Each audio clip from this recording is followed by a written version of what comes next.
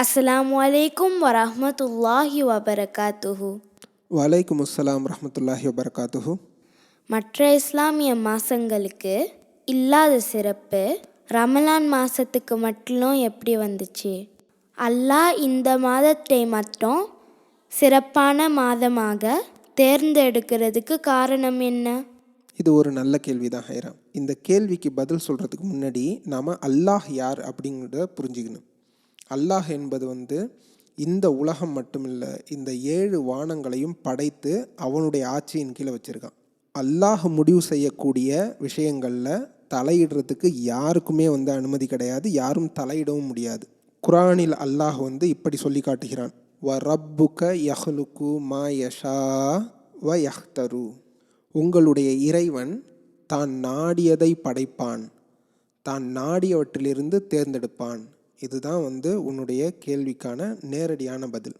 ஆனாலும் கூட இந்த ரமலான் மாதம் சிறப்பாக தேர்ந்தெடுக்கப்பட்டதுக்கு வேறு ஒரு காரணமும் இருக்குது. அல்லாஹ் சூரா பக்ரால 185வது அத்தியாயத்தில் இப்படி சொல்லி காட்டுகிறான், சஹ்ரு ரமலான் அல்லதி உன்சில ஃபீஹில் குர்ஆன். இந்த குர்ஆன் ரமலான் மாதத்தில்தான் அருளப்பட்டது. ஹுதன் லின்னாஸ், இது மனிதர்களுக்கு நேர்வழி காட்டக்கூடியதாக இருக்கிறது. வபையினாத்தின் மினல் ஹுதா, இது நேர்வழியை தெளிவாக கூறக்கூடிய புத்தகமாக இருக்குது.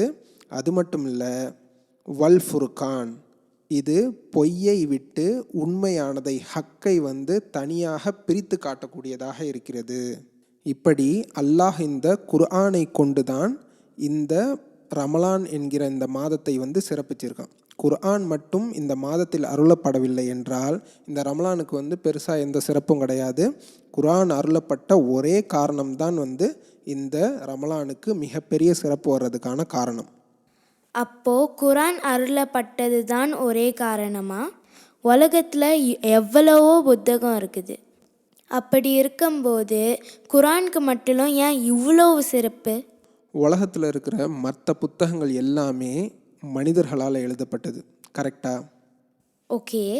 ஆனால் குர்ஆன்கிறது மனிதர்களால் எழுதப்பட்ட புத்தகம் இல்லை, இது அல்லாஹுடைய வார்த்தைகள். அல்லாஹுடைய வார்த்தைகளாகவே இருக்கட்டும், அப்படி இருந்தாலும் என்ன அப்படின்னு சொல்லிட்டு உனக்கு ஒரு கேள்வி இருக்கலாம். சரி, ஓகே, நீ நிறைய கேம் ஷோனா பார்த்துருப்ப. எந்த அளவுக்கு ஒரு கேம் கஷ்டமாக இருக்குதோ அந்த அளவுக்கு அந்த ப்ரைஸ் மணி அதிகமாக இருக்கும். நாம் இந்த உலகத்தில் வாழ்கிறது கிட்டத்தட்ட ஒரு கேம் ஷோவில் இருக்கிற மாதிரி தான். நாம் இந்த கேமில் ஜெயிச்சோன்னாக்கா நமக்கு சொர்க்கம் கிடைக்கும். நாம் தப்பாக இந்த கேமை விளாடி நிறைய பாவங்களை சேர்த்துட்டு அல்லாவை போய் சந்திச்சோன்னாக்கா ஒன்று நரகம் கிடைக்கும், இல்லை நிரந்தரமான நரகம் கிடைக்கும். ரெண்டுத்தில் ஏதாவது ஒன்று தான் பரிசாக கிடைக்கும்.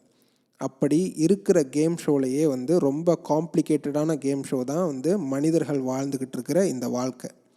இந்த வாழ்க்கையை எப்படி வாழ்ந்தால் சொர்க்கம் கிடைக்கும் அப்படிங்கிறத சொல்லி கொடுக்கறதுக்காக ஒரு கைட் புக் இந்த மனிதனுக்கு கிடைச்சாக்கா அதை விட ஒரு பெரிய பொக்கிஷமே கிடையாது. ஏன்னா இந்த மரணத்துக்கு அப்புறம் நாம் வாழப்போகிற வாழ்க்கை தான் உண்மையிலேயே நிரந்தரமான ஒரு நல்ல வாழ்க்கையாக இருக்கும்.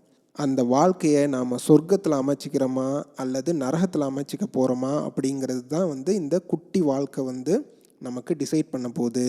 அதுக்கான கைட் புக் நம்ம கையில் இருந்துச்சுனாக்கா அதுதான் நமக்கு பொக்கிஷம். ஒரு ட்ரெஷர் இருக்குது, ஒரு புதையல் இருக்குதுன்னு வச்சுக்கேன். அந்த புதையலை நாம் கண்டுபிடிக்கிறதுக்கான ஒரு ரூட் மேப், யாருக்குமே தெரியாத ஒரு ரூட் மேப்பு உனக்கு கையில் கிடச்சி அந்த புதையலை சரியான முறையில் தேடி கண்டுபிடிச்சிட்டனாக்கா அந்த கைடுக்கு, அந்த புதையலை கண்டுபிடிக்க கிடைச்ச அந்த கைட்லைன் இருக்குல்ல, அதுக்கு எவ்வளோ பெரிய மதிப்பு இருக்குது. அந்த கைட்லைன் தான் இப்போ நாம் வச்சுக்கிட்டு இருக்கிற குர்ஆன். மறுமைங்கிற ஒரு மிகப்பெரிய புதையலை ஓப்பன் பண்ணுறதுக்காக தான் அல்லாஹ் இந்த குர்ஆனை நமக்கு கொடுத்துருக்கான். இப்போ புரியுதா? ஓ, அப்போ குர்ஆன்கிறது இவ்வளவு முக்கியமான புத்தகமா? எஸ், அதனால தான் இந்த குர்ஆனை அல்லாஹ் இந்த மனிதர்களுக்கு இறக்கி வச்ச அந்த மாதத்தையே மிகவும் சிறப்பான மாதமாக்கி அந்த மாதத்தில் வழிபடுற தன்னுடைய அடியார்களுக்கு அல்லாஹ் நன்மைகளை வாரி வாரி தரான். சீக்கிரம் சொர்க்கத்தின் பக்கம் வாங்க அப்படிங்கிறத அல்லாஹ் இதன் மூலமாக அழைப்பு கொடுக்குறான். இப்போ புரியுது ரமலானுக்கு ஏன் இவ்வளோ சிறப்புன்னு. அது மட்டும் இல்லை, ரமலானுக்கு இன்னொரு சிறப்பும் இருக்குது. எங்கே சொல்லு பார்ப்போம். எனக்கு தெரியும், லைலத்துல் கத்ர் தானே? ஸ்மார்ட். ரமலானுக்கு இன்னொரு சிறப்பு வந்ததுக்கு காரணம் அந்த லைலத்துல் கத்ர் இரவு அப்படின்னு சொல்லப்படக்கூடிய 1000 மாதங்களுக்கு நிகரான ஒரு இரவை அல்லாஹ் நமக்கு கொடுத்துருக்கான். அதுவும் ரமலானுடைய சிறப்புக்கு ஒரு முக்கியமான காரணம். அது என்ன 1000 மாதங்களை விட சிறப்பான இரவு?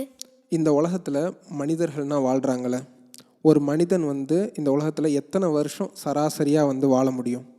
ஒரு 60 இல்லைன்னா ஒரு 70 வருஷம். ஓகே, ஒரு 60 வருஷம்னே வச்சுப்போம். 60 வருஷம்னா எத்தனை மாதம் வருது? இப்படி திடீர்னு கேட்டால் நான் என்ன சொல்கிறது? சரி, பரவாயில்ல. 60 வருஷங்கிறது கிட்டத்தட்ட 720 மாதங்களுக்கு சமம். 720 மாதங்கள் 60 வருஷத்தில் இருக்குது. ஓகேயா? இப்போது நீ 60 வருஷமும் ஒரு நல்ல பிள்ளையாக இருந்து அல்லாஹ் தினம் தினம் தொழுதுட்டு வணங்கிட்டுருக்க, சரியா? அப்படி தொழுதுட்டு வணங்கிட்டு இருந்தாக்கா உனக்கு எவ்வளவு நன்மை கிடைக்குமோ அதை விட கொஞ்சம் அதிகமாகவே, அதாவது 1000 மாதங்கள் நீ தொழுது வணங்கிட்டு இருந்தாக்கா உனக்கு எவ்வளவு நன்மை கிடைக்கும்? அந்த நன்மையை இந்த ஒரே ஒரு இரவில் வணங்குறதன் மூலமாக அல்லாஹ் நமக்கு தருகிறான். இதைத்தான் அல்லாஹ் குர்ஆனில் சொல்லி காட்டுறான். எப்படி சொல்லி காட்டுறான்னாக்கா, இன்னா அன்ஸல்னாஹு ஃபீ லைலத்தில் கத்ர், மகத்துவமான ஒரு இரவில்தான், லைலத்துல் கத்ர் அப்படின்னு சொல்லப்படக்கூடிய ஒரு இரவில்தான் இந்த குர்ஆனை நாம் அருளினோம். வமா அதுராக மா லைலத்துல் கத்ர், மகத்துவமான இரவுனா லைலத்துல் கத்ர்னா என்னன்னு தெரியுமா உனக்கு அப்படின்னு சொல்லிட்டு அல்லாஹ் கேட்குறான்.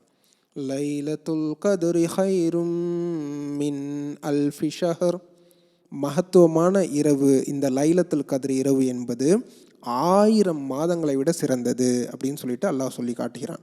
குர்ஆனை அல்லாஹ் இறக்கி வைத்ததுக்கான ஒரே காரணத்துக்காக அந்த இரவுக்கு அவ்வளவு மகத்துவத்தை கொடுத்து இந்த முஹம்மது ஸல்லல்லாஹு அலைஹி வஸல்லம் அவர்களுடைய அந்த உம்மத்துக்கு மட்டும் இந்த இரவை அடைவதற்கு எல்லா வகையான அந்த ஏற்பாடுகளையும் செய்து வைத்திருக்கின்ற அல்லாஹ் நம்ம மீது எவ்வளவு கருணையுடையவனாக இருக்கிறான். இப்படி இவ்வளவு வாய்ப்புகளை அல்லாஹ் இந்த மாதத்தில் ஏற்படுத்தி கொடுக்குறான். இந்த வாய்ப்புகளை எல்லாம் பயன்படுத்திக்கலன்னா அவன் எவ்வளோ பெரிய துரதிர்ஷ்டசாலியாக இருப்பான். உண்மைதான் பாப்பா. இவ்வளவு வாய்ப்புகளை அல்லாஹ் ஏற்படுத்தி கொடுத்தோம், அதை பயன்படுத்திக்காம யாரெல்லாம் நரகத்துக்கு போக போகிறாங்களோ அவங்க உண்மையிலே துரதிர்ஷ்டசாலி தான். நீ சொல்கிறது 100% கரெக்ட் ஹைரா. ஏன்னா ஒரு முறை ஜிப்ரீல் அலைஹிஸ்ஸலாம் அவர்கள் நபி ஸல்லல்லாஹு அலைஹி வஸல்லம் அவங்க மிம்பரில் ஏறிக்கிட்டு இருக்காங்க. அப்படி ஏறும்போது அவர்கள் ஒவ்வொரு படியில் ஏறும்போதும் ஆமீன் ஆமீன் ஆமீன் சொல்லிட்டு ஒவ்வொரு படிக்கும் ஆமீன் சொல்கிறாங்க. அவங்க குத்பா மோதி முடித்ததுக்கப்புறம் சஹாபாக்கள் அவர்கள்ட்ட கேட்குறாங்க, என்ன நபி ஸல்லல்லாஹு அலைஹி வஸல்லம் அவங்களே நீங்கள் குத்பா மேடையில் ஏற போகும்போது ஒவ்வொரு படியிலையும் ஆமீன் ஆமீன் அப்படின்னு சொன்னீங்களே அப்படின்னு சொல்லும்போது ஜிப்ரீல் அலைஹிஸ்ஸலாம் நான் குத்பா மேடையில் ஏற போகும்போது என்னோட முன்னாடி வந்தாங்க. அப்போ அவங்க ஒரு துவா கேட்டாங்க, யார் ஒருவர் இந்த ரமலான் மாதத்தை அடைந்து அவருடைய பாவங்கள் மன்னிக்கப்படாமல் நரகம் செல்ல போகிறாரோ அல்லாஹ் அவரை தன்னுடைய அருளிலிருந்து தூரமாக்கட்டும் அப்படின்னு சொன்னப்ப நான் ஆமீன் அப்படின்னு சொன்னேன். அடுத்து 2வது படியில் ஏறும்போது எவருக்கு ஒருவரோ அல்லது இரு பெற்றோரோ இருந்து அவர்களுக்கு பணிவிடை செய்யாமல் இறந்து நரகம் செல்வாரோ அவரும் அல்லாஹ் தன்னுடைய அருளிலிருந்து தூரமாக்கட்டும் அப்படின்னு சொன்னாங்க. அதுக்கும் நான் ஆமீன் சொன்னேன். 3வது படியில் ஏறும்போது எவரிடம் உங்களை பற்றி கூறப்பட்டு உங்கள் மீது சலவாத் அவர் சொல்லவில்லையோ அவரும் அல்லாஹுடைய அருளிலிருந்து தூரமாகட்டும் அப்படின்னு சொன்னாங்க. அதற்கும் ஆமீன் அப்படின்னு சொன்னேன்.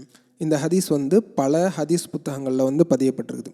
இதில் ரொம்ப முக்கியமான விஷயம் நாம் பார்க்க வேண்டியது என்னன்னாக்கா, நாம் ரமலான் மாதம் கிடைத்தும் நம்முடைய பாவங்களை அல்லாஹ் மன்னிக்கலைனாக்கா அப்போனா எவ்வளோ பெரிய துரதிர்ஷ்டசாலி அவன். ஏன்னா இந்த முழு மாதமுமே அல்லாஹ் நமக்கு தந்திருப்பது ஒவ்வொரு நொடியும் நம்முடைய பாவங்களை மன்னித்து பல வகையான அருள்களை நம் மீது பொழிவதற்காக தான் அல்லாஹ் நமக்கு தந்திருக்கான். அப்படியாப்பட்ட இந்த மாதத்தை யார் தன்னுடைய சோம்பேறித்தனத்தினாலையும், யார் இந்த மாதத்தை சரியான முறையில் அவங்க பேணாமல் இருக்கிறதுனாலையும் வீணடிக்கிறாங்களோ அவர்களுக்கு நரகம் கிடைக்குதுனாக்கா, நரகம் கிடைப்பது மட்டும் இல்லை, அவர்களை அல்லாஹ் தன்னுடைய அருளிலிருந்து தூரமாக்குகிறான். அப்படின்னாக்கா அவனுக்கு பாவ மன்னிப்பு பற்றி அல்லாஹ் நினைக்க போகிறதே இல்லை. அவனை தூரமாக போடுறானாக்கா என்ன அர்த்தம்? அவன் நரகத்துக்கு போகிறான் அப்படின்னு சொல்லிட்டு அர்த்தம். அதனால் யாரெல்லாம் இந்த மாதத்தை அடைந்திருக்கிறாங்களோ அவர்களை விட மிகப்பெரிய அதிர்ஷ்டசாலி கிடையவே கிடையாது. அப்படி இந்த மாதத்தை அடைந்து அதை சரியான முறையில் பயன்படுத்தாமல் வீணடித்து விட்டால் அவர்களை போன்று ஒரு துரதிர்ஷ்டசாலி இந்த உலகத்தில் யாருமே கிடையாது. இந்த வருடத்துடைய ரமலானை நமக்கும் இதை கேட்டுக்கிட்டு இருக்கிறவங்க அத்தனை பேருக்கும் அல்லாஹ் கொடுத்துருக்குறான். அப்படி இருக்கும்போது நாம் இந்த ரமலானை சரியான முறையில் பயன்படுத்தி அல்லாஹ்விடத்தில் தினமும் நம்முடைய பாவங்களை மன்னிக்க வேண்டி நாம் கேட்டுக்கிட்டே இருக்கணும். அல்லாஹ் பணித்திருக்கக்கூடிய அத்தனை அமல்களையும், நோன்பையும் சரி, அல்லாஹ் பணித்திருக்கக்கூடிய அத்தனை தொழுகைகளையும் சரி, சரியான முறையில் இந்த ரமலான் மாதத்தில் நாம் நிறைவேற்றி லைலத்துல் கத்ர் இரவையும் அல்லாஹுடைய அந்த அருளால் அடைந்து விட்டோமானால் அதைவிட பெரிய விஷயமே கிடையாது. அல்லாஹ் எனக்கும் உனக்கும் இதை கேட்டுக்கொண்டு இருக்கக்கூடிய அத்தனை பேருக்கும் அந்த ஒரு நல்ல வாய்ப்பினை வழங்குவானாக. வாஹ் தவானா அல்ஹம்துலில்லாஹி ரப்பில் ஆலமீன்.